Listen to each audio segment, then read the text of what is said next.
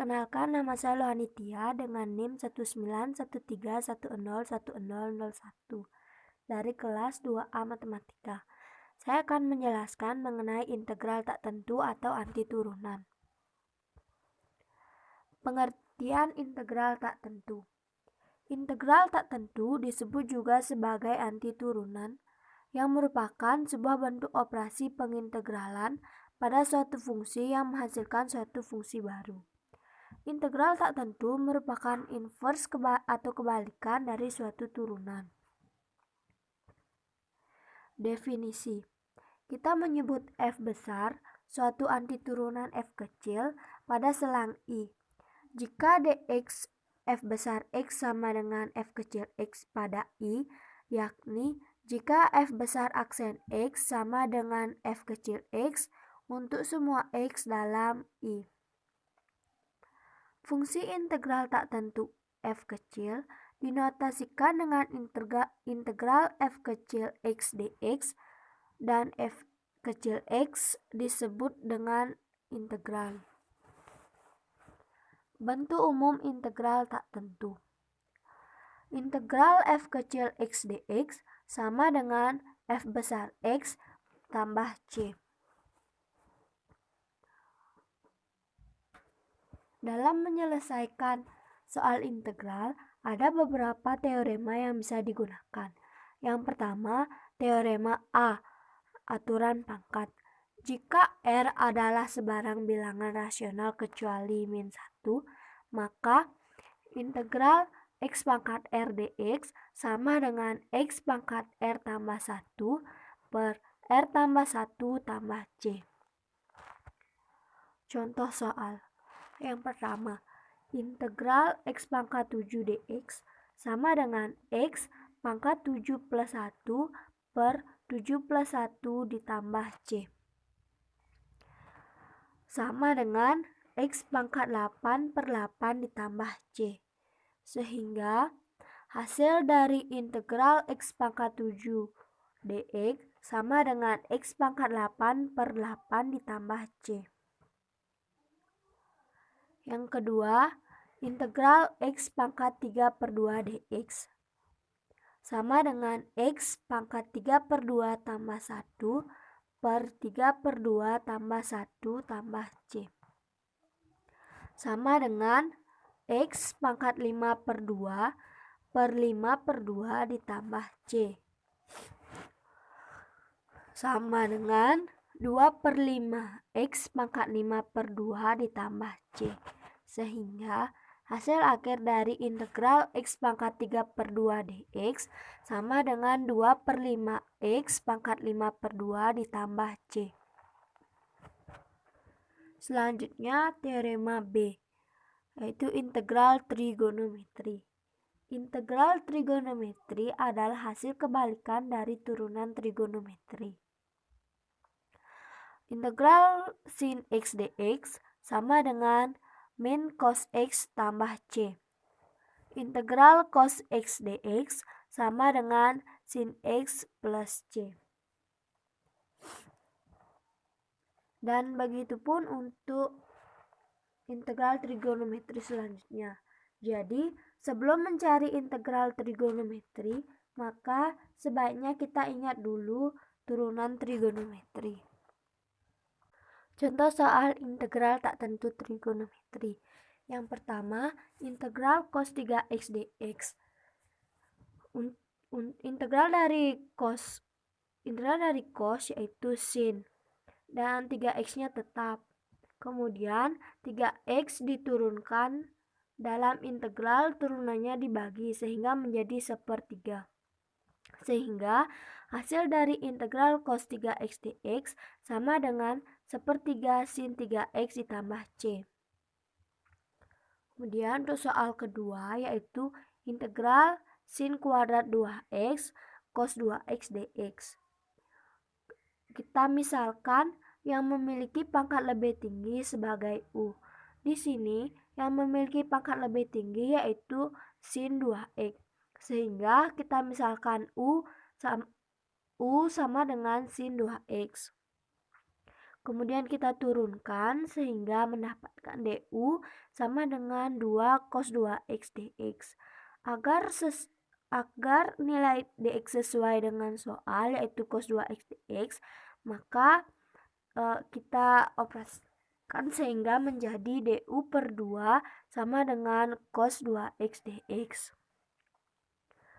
Selanjutnya integral sin kuadrat 2x cos 2x dx sama dengan integral u kuadrat dikali du per 2.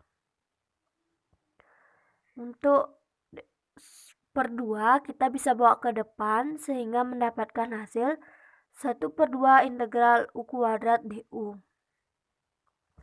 Kemudian untuk integral u kuadrat du kita integralkan sehingga mendapatkan 1 per 2 dikali 1 per 3 u pangkat 3 ditambah c.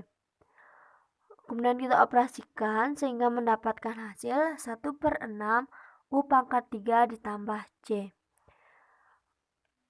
U tadi adalah sin 2x, lalu kita ganti menjadi 1 per 6 sin pangkat 3 2x ditambah c.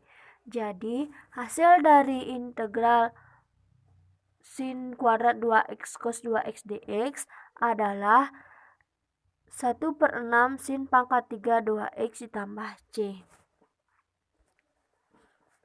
Selanjutnya yaitu teorema C. Integral tak tentu adalah operator linear.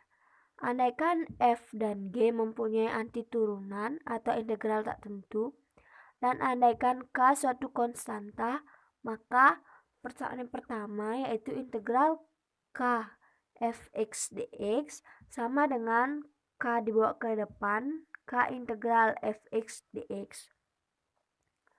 Integral fx ditambah gx dx sama dengan integral fx dx ditambah integral gx dx. Kemudian yang ketiga, integral fx dikurang gx dx sama dengan integral fx dx dikurang gx dx.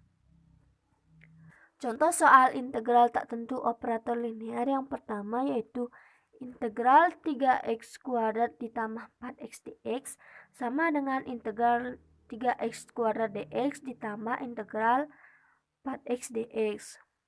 Kemudian untuk 3-nya kita bawa ke depan sehingga menjadi 3 integral x kuadrat dx ditambah 4-nya kita bawa ke depan menjadi 4 integral x dx. Kemudian kita integralkan menjadi 3 dikali x pangkat 3 per 3 ditambah c1 ditambah 4 x kuadrat per 2 ditambah c2. Sehingga setelah dioperasikan menjadi x pangkat 3 ditambah 2x kuadrat ditambah 3c1 tambah 4c2. Karena 3c1 ditambah 4c2 merupakan suatu sebarang konstanta, maka 3c1 ditambah 4c2 dapat dinyatakan sebagai c.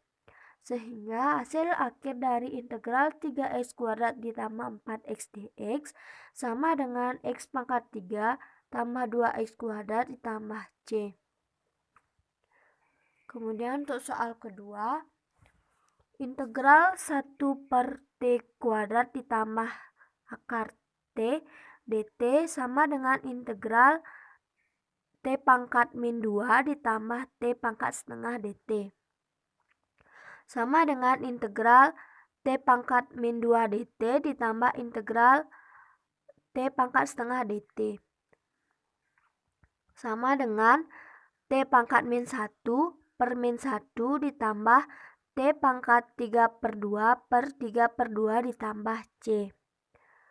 Sehingga hasil akhir dari integral 1 per t pangkat 2 ditambah akar t dt sama dengan min 1 per t ditambah 2 per 3 t pangkat 3 per 2 plus c.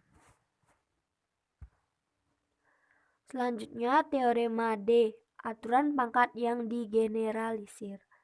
Andaikan G suatu fungsi terdiferensialkan dan R suatu bilangan rasional yang bukan negatif 1, maka integral Gx pangkat R G aksen X dx sama dengan